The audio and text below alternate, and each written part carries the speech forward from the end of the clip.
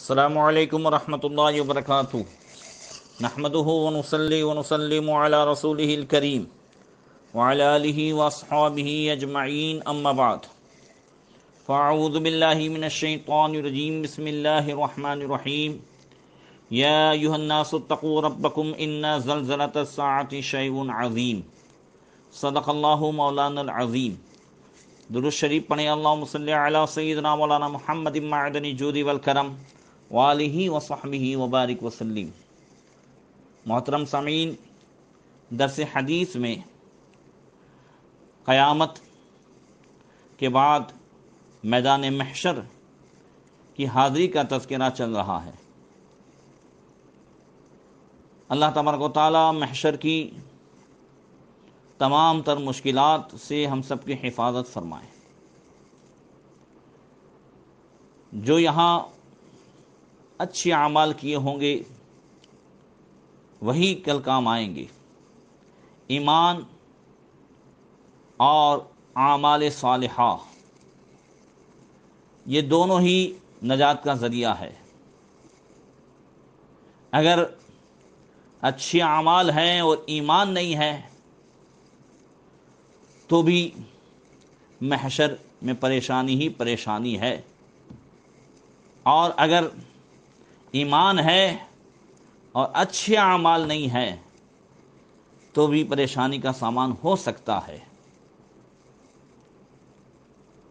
اور یہ بھی ہو سکتا ہے کہ جلد ہی شفاعت نصیب ہو جائے، مگر یہ ہے کہ ہو سکتا ہے کہ ایک بدعملی یا بے عملی بھی پکڑ کا سبب بن جائے۔ حضرت ابو ہریرہ رضی اللہ تعالیٰ عنہ سے روایت ہے، انہوں نے کہا کہ قرأ رسول اللہ صلی اللہ علیہ وسلم هذه الآیہ یومئذ تحدث اخبارہا، کہ اللہ کے رسول صلی اللہ علیہ وسلم نے یہ آیت کریمہ تلاوت فرمائی کہ اس دن زمین اپنی خبریں دے گی۔ اب حضور فرماتے ہیں قال اتدرون ما اخبارہا، کیا جانتے ہو کہ یہ کیا خبریں ہیں؟ زمین کیا خبر دے گی؟ حضور کا یہ پوچھنا، یہ اس کے بعد خود حضور کا جواب دینا، یہ اس بات کی طرف اشارہ ہے کہ جو بات پوچھ کر بتائی جائے وہ خوب یاد رہتی ہے، اس لیے اس طرح بتایا کہ خود ہی سوال فرمایا اور خود ہی جواب عطا فرمایا۔ صحابہ کرام عرض کرتے ہیں قالوا اللہ رسول اعلم، اللہ رسول زیادہ جانے۔ قال فإن أخبارها أن تشهد على كل عبد وأمة بما عمل على ظهرها أن تقول عمل علي كذا وكذا يوم كذا وكذا۔ قال فهذه أخبارها، حضور فرماتے ہیں کہ زمین کی خبر یہ ہے کہ ہر بندے اور بندی پر گواہی دے گی اس کی جو اس نے اس کی پیٹھ پر عمل کیے۔ زمین کہے گی کہ مجھ پر فلاں فلاں دن فلاں فلاں عمل کیے۔ فرمایا اللہ کے رسول نے کہ یہی زمین کی خبریں ہیں۔ یعنی سورہ زلزال میں اللہ تعالیٰ نے جب فرمایا یومئذ تحدث اخبارہا، کہ اس دن زمین جو ہے وہ خبریں دے گی، تو زمین کی پیٹھ پر بندے نے جو کچھ بھی کیا ہے، یہاں زمین کی پیٹھ سے عام جگہ مراد ہے، یعنی زمین کے اوپر، پھر چاہے مکان میں، چاہے چھت میں، چاہے پہاڑ کی چوٹی پر، چاہے سمندر کی سطح میں، چاہے ہوائی جہاز میں، کہیں بھی اگر جو بھی عمل کیا ہے وہ زمین کی پیٹھ کے اوپر ہے، اور زمین کا پیٹ اس سے مراد قبر ہے۔ تو زمین کے اوپر جہاں کہیں بھی رہ کر کے، 7 پہاڑوں میں چھپ کر کے بھی اگر کیا ہے تو وہ زمین گواہی دے گی۔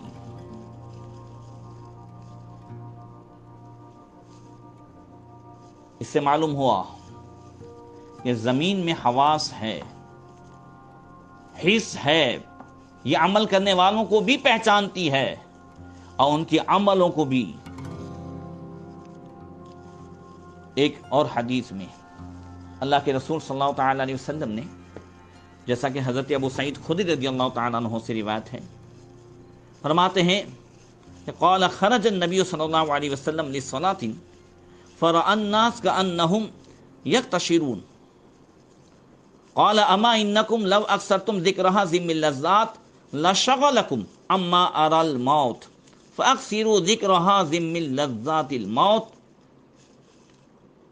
حضرت ابو سعید خدری رضی اللہ تعالیٰ عنہ کہتے ہیں کہ رسول اللہ صلی اللہ تعالیٰ علیہ وسلم ایک دن نماز کے لیے گھر سے مسجد تشریف لائے تو آپ نے لوگوں کو اس حال میں دیکھا کہ وہ کھلکھلا کر ہنس رہے ہیں، تو نبی کریم صلی اللہ تعالی علیہ وسلم نے ان سے ارشاد فرمایا، میں تمہیں بتاتا ہوں کہ اگر تم لذتوں کو توڑ دینے والی موت کو زیادہ یاد کرو تو وہ تمہیں اس غفلت میں مبتلا نہ ہونے دے، لہذا موت کو زیادہ یاد کیا کرو کہ موت، اس سے جو ہے انسان غفلت سے اور گناہوں میں ڈوبنے سے بچ جاتا ہے۔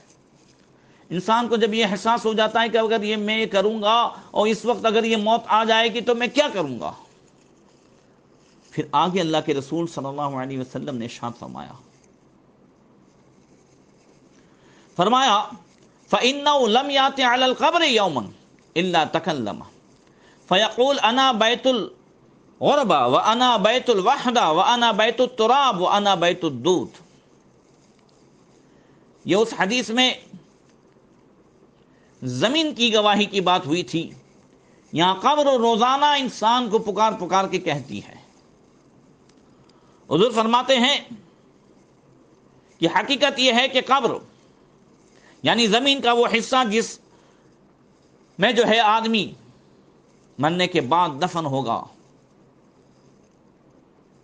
یا اس کا جہاں بھی جو ہے مرنے کے بعد ٹھکانہ ہے، وہ ہر روز پکارتی ہے، اور ظاہر یہ ہے کہ زبان کال سے پکارتی ہے،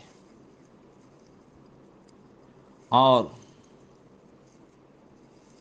اس پکار کو وہی سن سکتے ہیں جن کو اللہ تعالیٰ نے سنانا چاہا، مگر اللہ تعالیٰ کی مشیت یہ ہے کہ انسانوں تک یہ ساری باتیں حضور کی زبان فیض ترجمان سے پہنچے۔ تو حضور نے فرمایا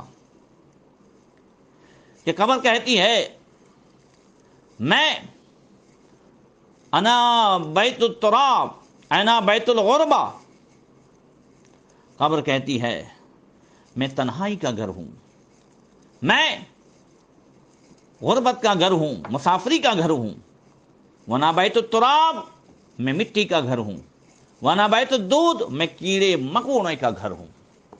اللہ اکبر۔ اس وجہ سے آج جب تنہائی میں نفس گناہوں کی طرف ابھارے تو کبھی قبر کو یاد کر لیا کریں۔ حضرت ابو ہریرہ رضی اللہ تعالیٰ عنہ سے دوسری روایت ہے، آپ فرماتے ہیں رسول اللہ صلی اللہ علیہ وسلم نے ارشاد فرمایا ما من احد یموت الا ندیمہ۔ حضور فرماتے ہیں کہ ایسا کوئی نہیں جو مرے مگر شرمندہ نہ ہوگا، یعنی ہر ایک شرمندہ ہوگا۔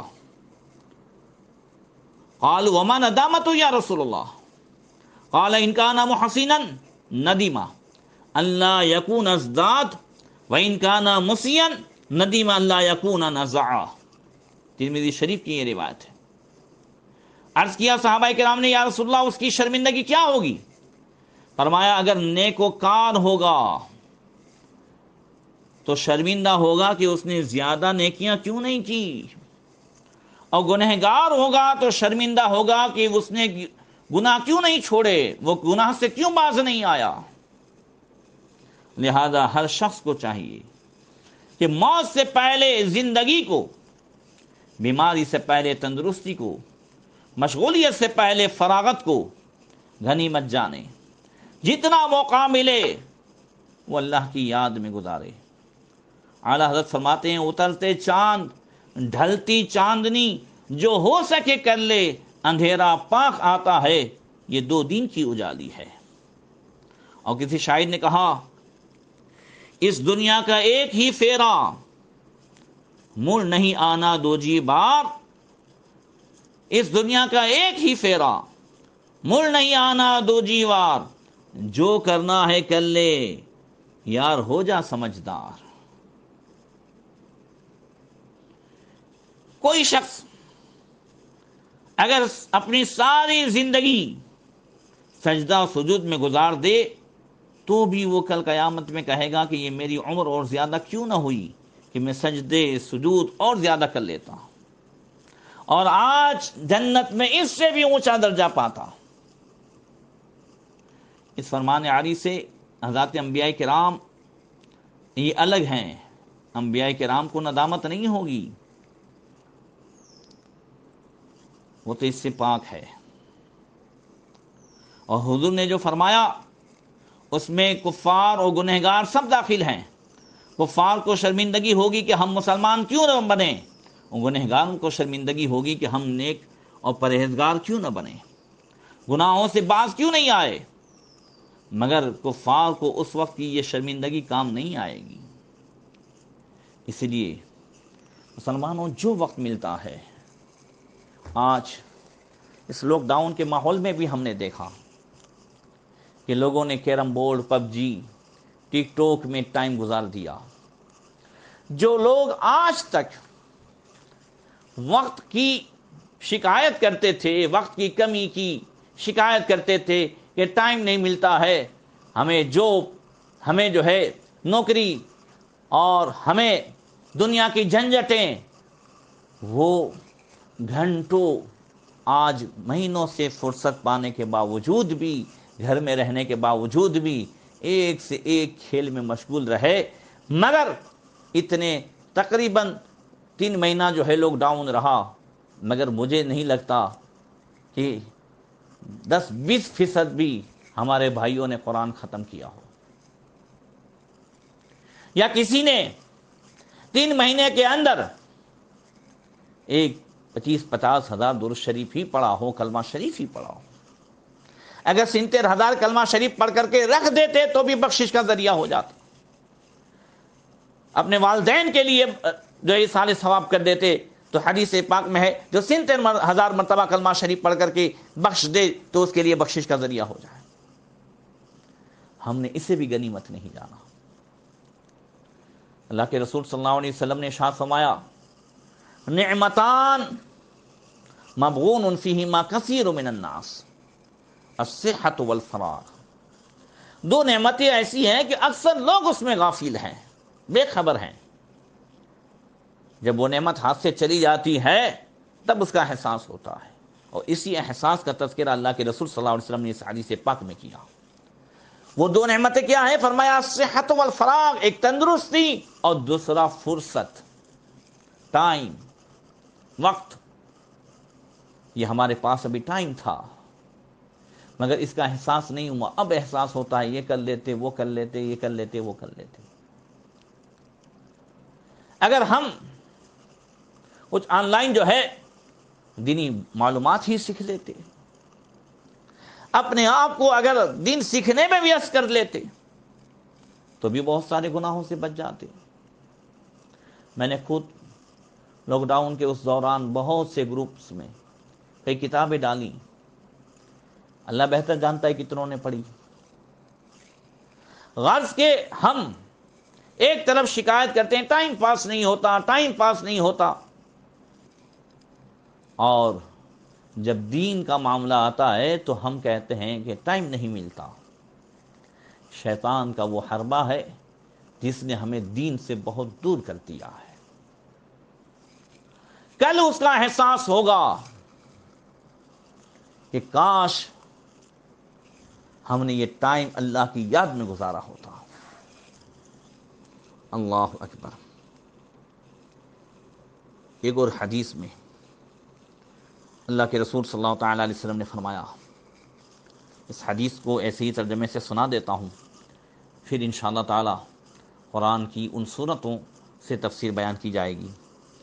حضرت عبداللہ ابن عمر رضی اللہ تعالیٰ عنہما کہتے ہیں، فرماتے ہیں قال رسول اللہ صلی اللہ علیہ وسلم من سرہ ان ينظر الى یوم القیامہ کأنہ رأى عین فلیقرأ اذا الشمس کورت اذا السماء انفطرت واذا السماء انشقت۔ حضور نے فرمایا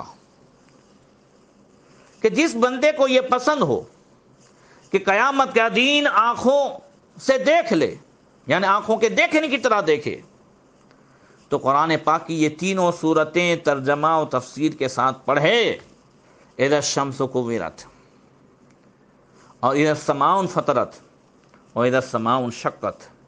یہ 300 پارے کی تینوں صورتیں ایسی ہیں جس میں قیامت کا بیان، اس کی حالات ایسے طریقے سے بیان ہوئے ہیں کہ جیسا کہ قیامت گویا سامنے آ جاتی ہے۔ بعض اوقات اللہ کے رسول صلی اللہ علیہ وسلم نے بھی قیامت کا ذکر اس طریقے سے فرمایا کہ قیامت کا نقشہ نگاہوں کے سامنے کھنچ جاتا تھا۔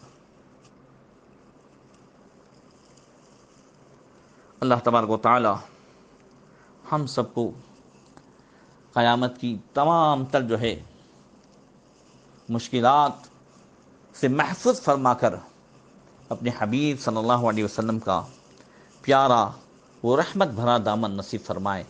السلام علیکم ورحمۃ اللہ وبرکاتہ۔